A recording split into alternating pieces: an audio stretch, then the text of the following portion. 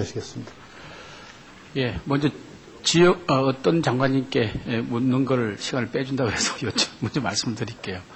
먼저 교과위 장관 나오셨죠? 카이스트 비전임직 교수 연봉 문제에 대해서 질의하겠습니다. 그 다음에 국토해양부 장관님께는 그 고도제한 문제를 좀 질의를 할 거고요. 보사부 장관님께는 의료보험 사각지대에 대한 질의를 좀 할까 합니다.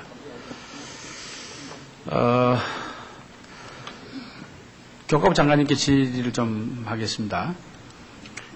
이 문제가 심각해서 제가 이 질의를 다시 한번 해볼까 하는데요. 지난번 이 예산결산위원회에서 질의한 적이 있습니다.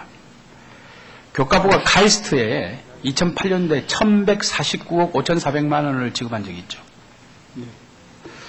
2009년에 2,000억 7,600만 원을 지급한 적이 있죠. 네, 그렇습니다.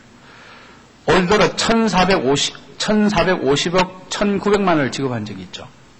예, 그렇게 알고 있습니다. 예. 자, 장관. 지난 3년 동안요, 카이스트가 비전임 교수들에게 83억 7,360만 원의 연봉을 지급했습니다. 전임 아닌 사람들한테. 이 중에 3년 동안 강의를 1시간도 하지 않고 초빙 교수, 전문 교수로 65명이 22억 6,393만 원을 지급한 적이 있습니다. 장관, 알고 계십니까? 저희들이 지난 10월 28일부터 11월 5일까지 그 대학을 가서 실태 조사를 했습니다. 예, 잠깐만. 그럼 제가 먼저 질의를 할 때 답변 같이 해주세요. 이 중에 말이죠. 노무현 정부 때 청와대 비서실장을 지낸 김우식 전 과학부 부총리는 강의를 1시간도 하지 않고 3년 동안 8천만 원 받았습니다. 알고 계세요? 예, 그렇게 파악하고 있습니다. 김대중 정부 때 재정경제부 장관을 지낸 이규성 씨도 전일제 초빙 교수로 6천만 원을 받았습니다. 양성택 전 정보통신부 장관은 강의 한 번도 하지 않고 3,160만 원을 받았습니다. 또 김영자 전 환경부 장관은 3년 동안 1학점 강의를 하고 3천만 원을 받았습니다. 장관, 이런 문제에 대해서 감사를 하고 있습니까? 지난 10월 28일부터 11월 5일까지 실태조사를 했고 그 실태조사 결과를 11월 중순에 분석을 해서 여러 가지 문제점이 있는 것을 파악을 했습니다. 내년 초 감사를 통해서 채용 규모라든지 절차라든지 급여 기준, 근무 실적, 지급 내용 등 비전임 교원의 운영 실태를 점검을 해서 그 결과에 따라서 여러 가지 제도 개선도 하고 거기에 대한 응분의 책임도 물을 계획으로 있습니다. 그러니까 전 정권 의 유력 인사들한테 수업도 제대로 하지 않았는데 이들에게 학교 차원에서 수업료를 지급한다는 게 말이 됩니까, 이게? 예? 이거 비리 사건이라고 보는데 어떠세요? 장관. 현재 실태조사한 걸 분석한 결과에는 감사를 통해서 여기에 대해서 철저히 규명할 필요가 있다고 생각을 하고 있습니다. 장관도 그 필요성을 느끼시죠? 예, 그렇게 파악하고 있습니다. 이 카이스트에서는 말이죠. 학교 발전을 위해서 정책 자문을 해서 준 정책 자문료다 이러는데 수업료를 정책 자문료로 받았다는 게 말이 되는 겁니까? 그 전 정권 인사들한테 잘 받으라고 용돈 챙겨주듯이 강의를 주고 또 수업을 안 해도 강사료를 주고 뭐 이러니까 또 문제가 되니까 자문비를 줬다. 뭐 이런 카이스트의 행태에 대해서 매우 심각한 우려를 아니할 수 없습니다. 지금 국회에서는. 장관께서는 이 시시비비를 확실히 가려가지고 다시는 학원가에 이런 그 보온성 강의, 보온성 수업료 지급을 해서 학부모의 뭐라 그럴까요? 학부모들의 이 불만, 또 학부모들의 걱정을 사는 일이 없도록 하기 바랍니다. 장관 이거 책임지고 확실히 감사할 수 있습니까? 예, 내년 초 감사를 통해서 운영 실태 전반을 감사를 하고 그 결과에 따라서 제도 개선도 철저히 하겠으며 그에 대한 응분의 책임도 물을 계획으로 있다는 말씀을 드립니다. 우리 교과부 정말 여기 정신 차려야 됩니다. 이 카이스트나 이런 쪽에 막 그냥 달라는 거 다 지급해가지고 말이죠. 이렇게 그냥 돈을 헬세를 말이죠. 그냥 물 쓰듯이 쓰고 말이죠. 감사도 제대로 하지 않고 강의하지도 않았는데 말이지. 강사를 해주고 이게 1개월도 아니고 말이지. 1개월도 아니고 말이죠. 몇 억씩 그냥 그 전임 정권들 핵심 실세들한테 말이죠. 돈 갖다 주고 말이죠. 정신 차려야 합니다. 아시겠어요?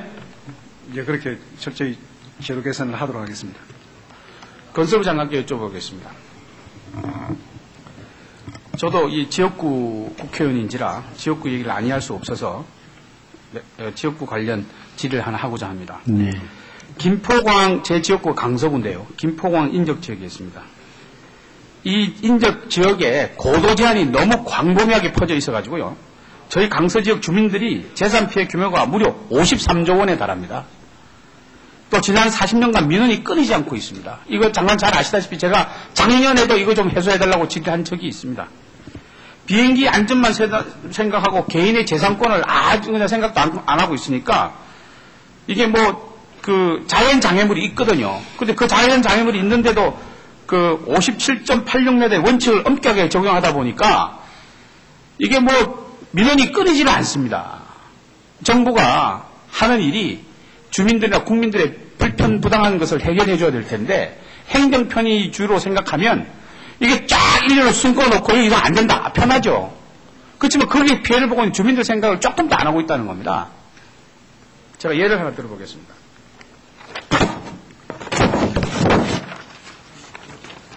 장관님, 요새 잠실 제2롯데월드 초고층 아파트가 108층인가요? 지금 잘 짓는다고 언론에 보도가 되고 기억나시죠? 예. 이거 서울 성남기지 앞에 말이죠. 555m의 인공 장애물을 장애물이 있는데 거기다가 성남공항이 있는데 555m의 인공 장애물을 허락한다는 게 이거 상식적으로 가능한 일입니까? 전에 안전평가라든가 이런 걸 거쳐서 치유 방법을 찾아가지고 허가한 걸로 저는 알고 있습니다. 이게 말이죠. 차폐 이론이라는 거 아시죠? 차폐 이론을 적용시켜서 한 겁니다. 이거 차폐 이론이라는 거 적용시키니까 우리 전국에 공항이 한 열 몇 개가 있는데요. 해당되는 데가 성남밖에 없대요. 저기 전문가인 유성민 의원한테 제가 공부 다 하고 물어보는 겁니다. 제가.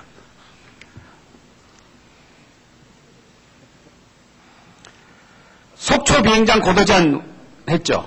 뭐 비행장은 뭐 모든 비행장 다 고도 제한이 들어갑니다. 아, 들어가죠. 예. 근데 이거 이재호 당시 국민위원장이 중재로 고도 제한 완화됐죠. 속초. 일부 큰 제한, 아이카오 기준이나 이런 게 문제가 없는 범위 내에서 일부 조화롭게 해결 방안을 찾은 사례도 있습니다. 그 조화롭게 사례를 하면서 왜 강서 지역은 안 된다는 겁니까? 김포항 주위는 왜 안 된다는 겁니까? 자, 또 예를 들어볼게요, 장관님. 예. 포항공항이 지금 8줄 200m 뒤로 당겨서 지금 만들고 있죠.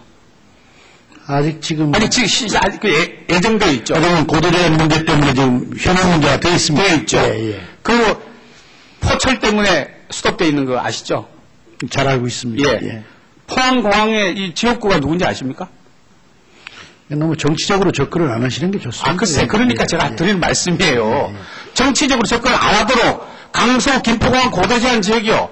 너무나 넓게 광범위하게 되어 있다는 겁니다. 자, 보세요.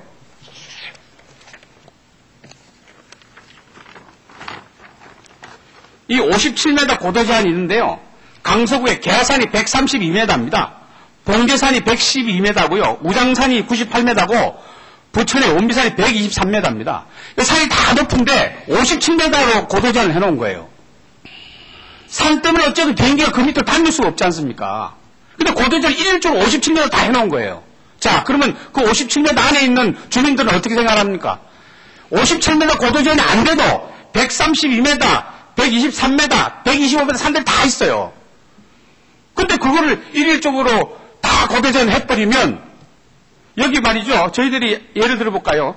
도시재생 사업시 여기 김포공항 고도 제한 지역에 있는 사람 13층 이하로만 아파트를 지을 수가 있어요. 자, 이거 해석되면 25m까지 지으면 주민들의 다 혜택이 다 돌아가는 겁니다. 근데 일일적으로 전부 딱 잘라가지고 57m 고도 제한 해놓으니까 산 때문에 어떻게든 비행기 내려올 수가 없어요. 이걸 정치적으로 해결하지 않고 평범하게 그냥 평상시처럼 잘 이렇게 주민들 편의를 봐서 해결을 하면 제가 이런 말씀은 안 드립니다. 김포항 주위가 전부 그냥 넓게 적어놔가지고 57m를 다 해놓으니까 많은 주민들이 지금 사유재산권 침해를 받고 있는 겁니다. 이건 나는 행정편의주의에 입각한 것 때문이라고 생각합니다. 물론 장관님 답변하시면 억울할 겁니다. 이게 장관님이 판단하는 게 아니고 국제공항 뭐 규정도 있고 제가 다 압니다. 그렇지만 이것을 조금만 바꿔서 생각하면 얼마든지 방법이 있어요. 지금 제가 설명드렸지 않습니까? 포항공항도 그렇고 속초공항도 그렇고 성남공항도 그렇고 다 일률적 고도 제한 되어 있었어요. 장관님 답변하시는 것처럼 정책을 안 봐 다 돼 있었는데 이거 다 그냥 해결이 됐지 않습니까? 그 강서 지역, 김포공항 지역도 그렇게 해달라는 얘기입니다. 제 얘기는.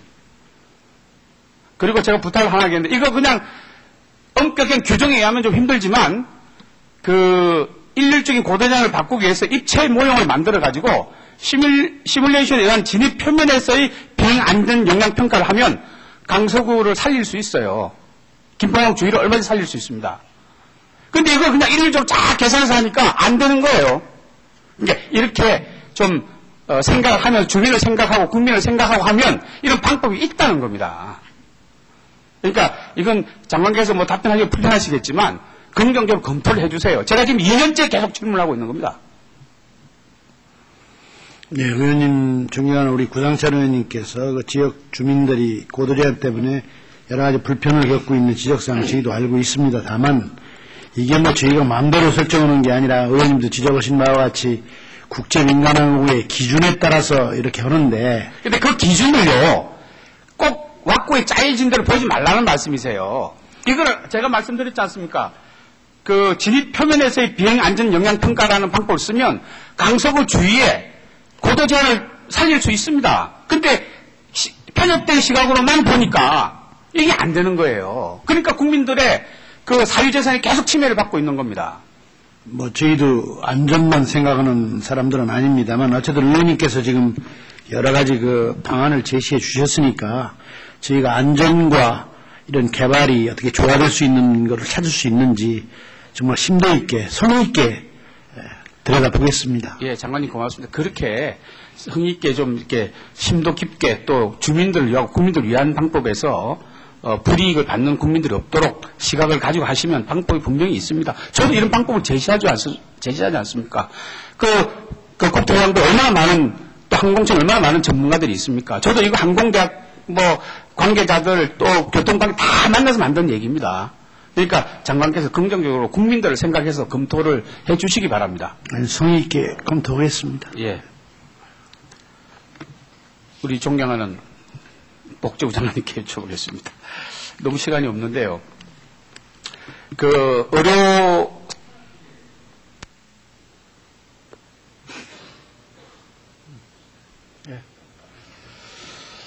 구상찬 의원 수고하셨습니다. 다음은 노철래 의원, 비교섭단체의 노철래 의원 시겠습니다.